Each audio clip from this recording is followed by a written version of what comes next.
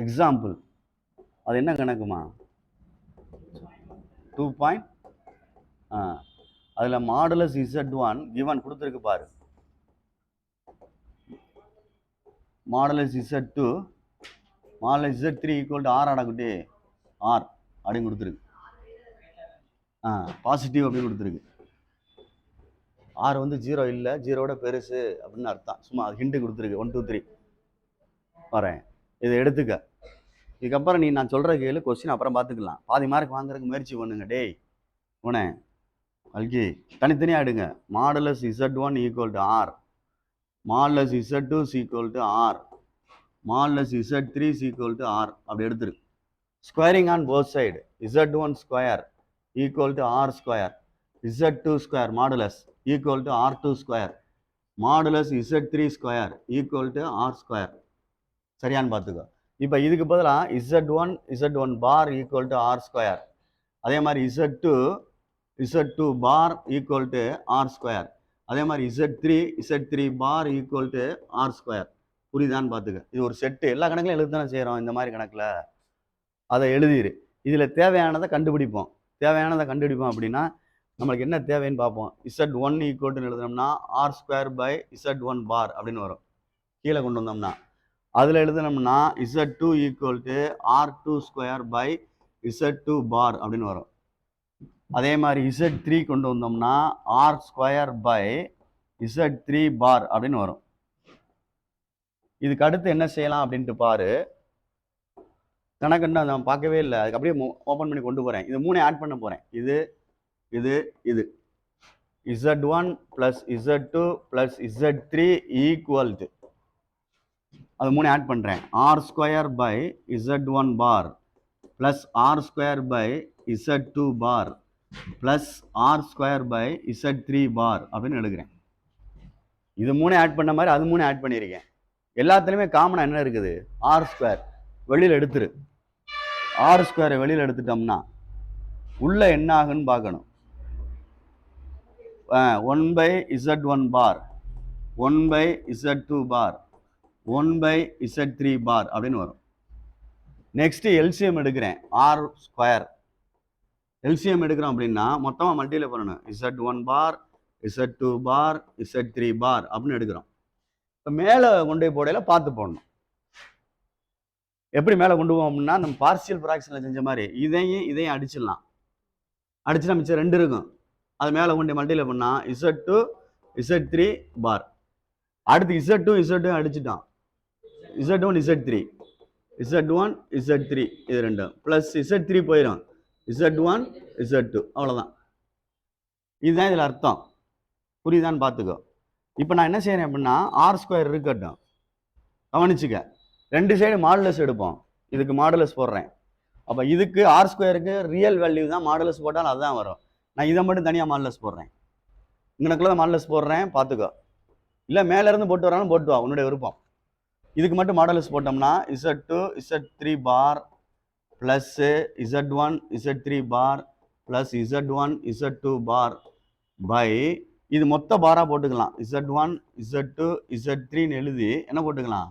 Whole பார். அதே மாதிரி மேலையும் போட்டுக்கிறனாலும் போட்டுக்க. மேலையும் போட்டுக்கலாம். இப்படி போட்டுக்கலாம். 2க்கும் சேர்த்து ஹோல் பாராக போட்டுக்கலாம். சொல்றது புரியுதான்னு பார்த்துக்க. 2க்கும் சேர்த்து ஹோல் பாராவோட போட்டுக்கலாம். இப்படி 2க்கும் சேர்த்து இதுக்கு தனியாக இல்லை, சும்மா எழுதிக்கலாம். Z1 Z2 plus Z1 Z3 plus Z1 Z2 by Z1 Z2 Z3 அப்படின்னு எழுதிக்கலாம். ஆனால் தனித்தனி மாடுலஸாக போடணும். ஹோல் பாராக வேணால் போட்டுட்டு தனித்தனி மாடுலஸ் போடணும். ஹோல் பார். இப்போ தனித்தனி மாடுலஸாக போட்டுக்கலாம். இல்லையா இப்படி எழுதிக்க. என்னடா தம்பி? Z1 இதா இந்த மாற்றி இருக்கேன் பாரு. இதெல்லாம் கரெக்டாக இருக்கான் பார்த்துக்கோ. Z2 Z3 ஆமாம் தனித்தனி மாடுலஸாக போடலாம், பார்த்துக்கோ. இப்படி எடுக்கையில் மேலே ஒரு மாடுலஸ், கீழே ஒரு மாடுலஸ், இப்படி தனித்தனியாக போட்டிருக்கேன். புரியுதான்னு பார்த்துக்கோ. நான் திருப்பி சொல்கிறேன், அந்த கான்செப்டுக்கு தான் போகணும். எந்த கான்செப்டுக்கு போகணும் அப்படின்னா இதுதான் அவன் ஓரத்தில் எழுதுனால Z பாரும் இதுவும் ஒன்று தான். அதுதான் சொல்ல முடியும். அது 2ம் ஒன்று. அதனால் அந்த மேலே உள்ள செட்டுக்கு பாருக்கு எம்டியாக எழுதியிருக்கேன், கீழே உள்ள செட்டுக்கு எம்டியாக எழுதியிருக்கேன். இப்போ திருப்பியும் எழுதலாம். என்ன எழுதலாம் அப்படின்னா, இந்த பாரை தனித்தனியாக உடைக்கலாம். இதை உடைக்க முடியாது. இதுக்கு மேலே ஆன்சர் இருந்துச்சு. இதுக்கு ஆன்சர் இருந்துச்சுரா மேலே இருக்கான்னு பார்த்துக்கோ. இது கீழே உள்ளதுக்கு பாரு r². இதை தனித்தனியாக உடைக்கலாம். அப்படி Z1 Z2 Z3 உடைச்சிட்டேன்.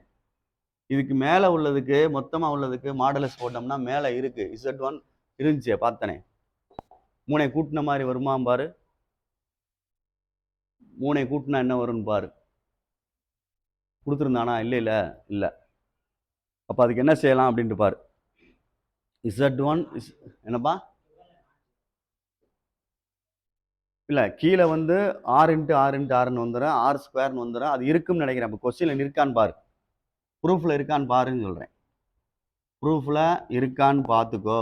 Z2 Z3 Z1 Z3 Z1 Z2 modulus. இப்போ R² மேலே உள்ளது அப்படியே இருக்கும். மேலே உள்ளது அப்படியே தான்டா இருக்கும். புரியுதான்னு பார்த்துக்கோ. மேலே உள்ளது அப்படியே தான் இருக்கும். கீழே உள்ளது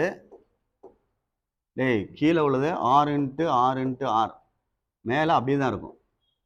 Z2 Z3 Z1 Z3 Z1 Z2 இதில் 2 R அடிச்சிட்டோம்னா 1 R மிச்சம் இருக்குது. அதை சைடில் வேணால் கொண்டு போகலாம். சைடில் கொண்டு போனால் இங்கிட்டு இருக்கிறது வந்து Z1 + Z2 + Z3 இருக்குது. இங்கிட்டு வந்து கீழே பை R இருக்குது. மேலே வந்து Z1 Z2 Z3 Z1 Z3 Z1 Z2 இருக்கு. இந்த ஆரை மேலே கொண்டு போயிட்டு இதை கீழே இறக்கிட்டோம்னா அவன் கேட்ட ஆன்சர் வந்துடும் பாரு. அவன் கேட்ட ஆன்சர் வரும். என்ன வரும்னா, therefore Z1 Z2 Z3 Z1 Z3 Z1 Z2 by, சரியா, இது கீழே கொண்டு வந்துடலாம். Z1 + Z2 + Z3 மேலே இது ஈக்குவல் டு R அப்படின்னு அர்த்தம்.